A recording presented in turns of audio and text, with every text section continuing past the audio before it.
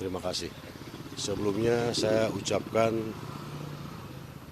turut berduka cita atas kejadian yang menimpa keluarga almarhum Bina dan almarhum Eki. Jadi saya selaku kuasa hukum daripada orang tuanya PS ya, ini sebagai ayah kandungnya, saya akan mencoba mencari bukti-bukti bahwa Peggy Setiawan yang mana yang dimaksud dalam pelaku pembunuhan tersebut. Karena berdasarkan keterangan dari orang tuanya PS, sewaktu kejadian PS itu ada di Bandung. Jadi kejadian tanggal 27 Agustus 2016. Jadi saat itu menurut keterangan daripada orang tuanya 27 Agustus 2016 Peggy, Ibnu, Robi, Parman, Iwan mengantar Bondol naik angkot 27 Agustus 2016 jam 8 malam mengantar Bondol naik angkot. Tujuannya Bondol mau ke terminal lebih panjang untuk pulang ke Cirebon. Jadi jam 8 malam posisi Peggy saat itu masih di Bandung. 27 Agustus 2016. Kejadian jam 11 kurang lebih sekitar jam 11. Saat itu belum ada tol.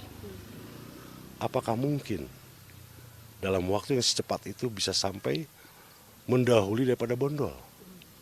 Itu yang pertama. Yang kedua, bukti bahwa saat itu tanggal 27 Agustus itu setelah gajian, sesuai dengan bukti yang rekap dari yang diperlihatkan oleh klien kami, ini 26 Agustus ini Pak Rudi kasbon kepada Pak Agus pemilik rumah ini. Kasbon untuk karyawan. Itu di tanggal 26 Agustus 2016. Hari Jumat. Hari Sabtu 27 Agustus dibayarkan oleh Pak Agus untuk semua karyawannya sekitar 8 orang. Gajian. Totalnya 5,3 juta. 27 Agustus dibayar termasuk Bondol. Saat itu Bondol terakhir bekerja. Dia udah resign, udah capek. Jadi 27 Agustus pulang jam 8. Itu saja, itu yang bisa kami perlihatkan. Selain ini, ada saksi fakta 5 orang pekerja yang barengan sama Bondol. Selain itu, Pak Agus juga mengetahui kalau Peggy tanggal 27 Agustus ada di Bandung. Termasuk yang punya kos-kosan yang di Cilampeni. Termasuk istri kedua ini yang di Bandung. Itu mengetahui. Dan yang punya kontrakan di Cilampeni pun mengetahui bahwa saat kejadian 27 Agustus 2016, Peggy ada di Bandung. Itu saja. Artinya saksi yang akan dihadirkan, saksi meringankan ini ya Pak ya, kalau dari pihak keluarga Peggy siapa saja Pak?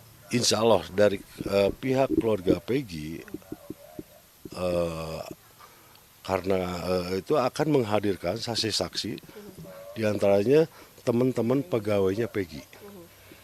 Kedua, Pak Agus. Ketiga, Ibu Tuti, istri keduanya. Keempat, pemilik kos-kosan Cilampeni, Pak siapa? Pak Isep. Kalau kami tidak bisa menghadirkan itu saksi, saya meminta pihak berwenang untuk memanggil yang bersangkutan. Bila perlu, seluruhnya dikonfrontir, biar kelihatan titik terangnya. Pak, ini kan juga banyak pertanyaan dari publik mengenai bukti yang ditampilkan oleh pihak kepolisian saat rilis Peggy sebagai tersangka kemarin. Ada komentar Pak terkait hal itu? Bukti apa? Bukti-bukti berupa ijazah dan lain-lain itu sebetulnya sah untuk kemudian menetapkan Peggy sebagai tersangka. Kalau menurut analisa hukum ataupun analisa dari pihak penyidik, itu sebagai bukti untuk dijadikan tersangka, sah-sah saja, silakan saja. Yang jelas di sini, perubahan nama dari Peggy kepada Robi di dalam KK, di dalam KTP, di dalam akte, tidak ada berubah nama Robi. Sehingga nama Peggy Setiawan berubah Robi. Saat itu, setelah selesai membangun rumah ini, pekerja semua pulang ke Cirebon.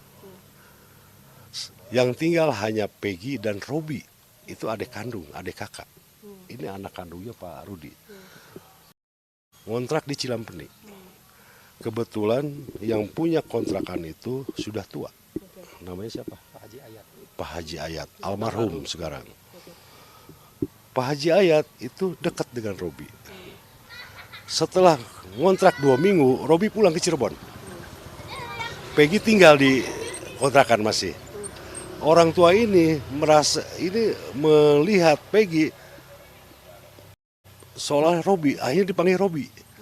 Namanya orang tua panggil Robi, akhirnya karena sering Robi sehingga dipanggillah Robi. Itulah masalahnya.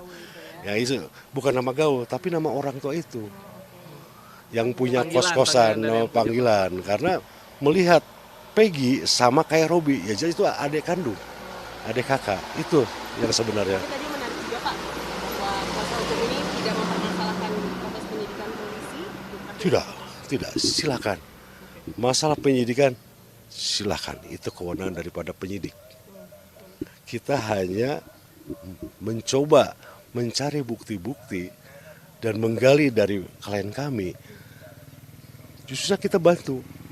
Nih, tolong silakan analisa sama penyidik. Itu saja. Kalau saya bertentangan tidak. Kewenangan institusi itu. Karena saya cinta sekali sama polisi saya.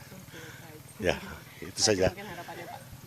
Harapan mudah-mudahan dengan diklarifikasinya oleh orang tua Peggy melalui saya selaku kuasa hukum, mudah-mudahan segera terbuka, terjawab semua dari kepenasaran publik.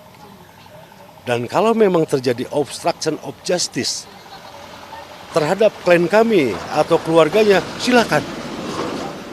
Dan cari juga siapa obstruction of justice itu. Apakah ada oknum? Saya kembalikan kepada yang berwenang. Itu saja.